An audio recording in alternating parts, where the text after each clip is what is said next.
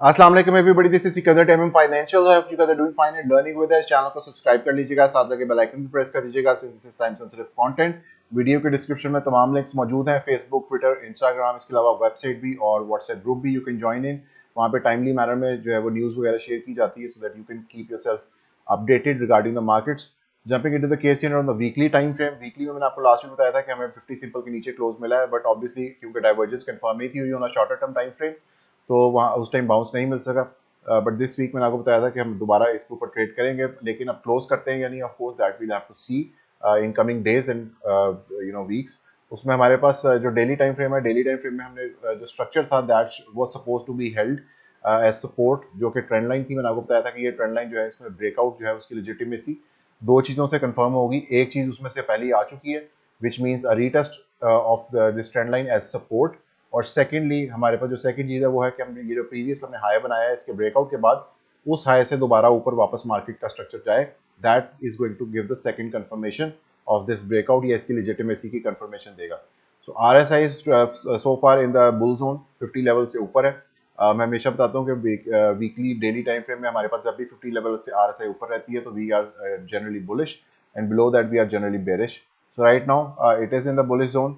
Let's see what happens in coming days. ये वाला जो पोर्शन है which is somewhere standing around the lines of 46,650 points, इसके ऊपर जो है वो जब डेली क्लोज मिल जाएगा तो ऑब्वियसली हमारा जो स्ट्रक्चर है वो यानी कि ब्रेकआउट स्ट्रक्चर जो है वो वैलिड हो जाएगा, विच मीन्स कि ये ब्रेकआउट एक लेजिट ब्रेकआउट है।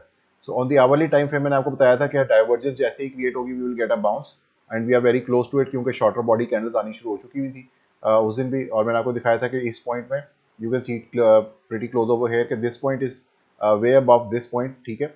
जबकि आरएसआई में जो कि प्राइस एक्शन में ये चीज़ इन्वर्स है, you can see it over here कि इस पॉइंट के साथ ये वाला आपका लो मैच करता है, जबकि आपके इस लो और इस करंट लो में बहुत ह्यूज डिफरेंस है प्राइस का।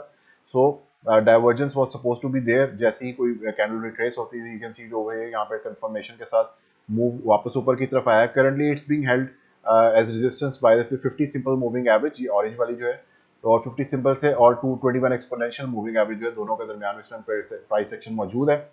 जो मेन चीज होल्ड करने की जरूरत है यहाँ पे वो अगेन फिलहाल ट्रेंड लाइन ही है, जो कि डेली में 200 सिंपल मूविंग एवरेज है। आवरली में विक्स वगैरह या कुछ कैंडल्स नीचे आ सकती हैं, बट जो डेली में स्ट्रक्चर है वो होल्ड करना बहुत जरूरी है, विच मीन्स कि हमारे पास डेली क्लोज यहाँ पे 200 सिंपल से नीचे नहीं होना चाहिए। और उसमें अगर वो होता है तो of course there is going to be अब यू कैन से कि एक हमारे पास पॉसिबिलिटी ओपन हो जाएगी जो स्विंग फेलियर पैटर्न है उसकी, और उसमें अगर वो होल्ड कर गया रेजिस्टेंस के तौर पे दोबारा यही ट्रेंड लाइन, तो we can have a swing failure pattern in place, और उसमें फिर हमारे पास डाउन साइड जो है वो ओपन अप हो जाएगी। So just be very watchful of that, क्योंकि यहाँ पे आपको थोड़ा सा ये प्रॉम्प्टनेस इसलिए दिखानी पड़ेगी कि हमारे पास अभी स्ट्रक्चर में जो सेकंड कंफर्मेशन है वो मौजूद नहीं है, विच मीन्स कि हमारे पास ये वाला जो हाई है this hasn't been accomplished again. जैसे ही ये अकम्प्लिश हो जाएगा यहाँ पे वापस प्राइस एक्शन इसके ऊपर आ जाएगा, तो हमारे पास पहला रीटेस्ट और सेकंड इसके बाद दोबारा ऊपर आके क्लोज होना, दोनों चीजें कंफर्म कर देंगी कि इस ब्रेकआउट की लेजिटिमेसी है।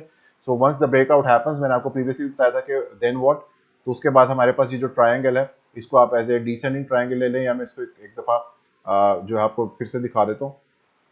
अगर आप इसको इस तरह से लेते हैं समवॉट लाइक कि ये फ्लैट बॉटम जो है ये आपके नीचे वाला इस हिस्सा है इस पैटर्न का डिसेंडिंग ट्रायंगल का, और जो आपके पास ऊपर से ट्रेंड लाइन है that is the descending triangle जो उसमें पूरी एक बन रही है पैटर्न में। ये नहीं तो आप दूसरा पैटर्न भी ले सकते हैं इस सूरत में कि अगर आपके पास ये एक फॉलिंग चैनल था, ठीक है, जो कि मैंने आपको प्रीवियसली बताया था कि अगर ये फॉलिंग चैनल है तो लेकिन उसमें हमारे पास 2 टच पॉइंट्स होते हैं, दोनों में हमारे पास मल्टीपल टच पॉइंट्स हैं, 2 से ज़्यादा हैं, तो इसमें से दोनों पैटर्न में से कोई एक भी हो सकता है।